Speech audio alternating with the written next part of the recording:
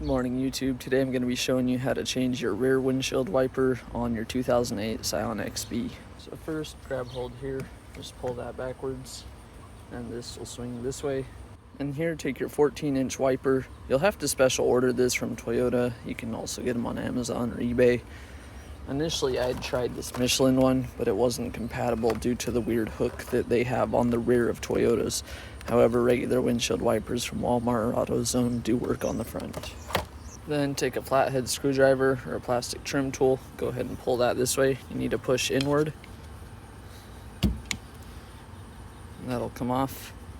As you can see here, we're just trying to push in on this clip. And the reason we're replacing our windshield wiper is it leaves streaks. You'll notice that the blade is gone entirely. Then take your new wiper. Set that into place. And pull back. Push in on the clip.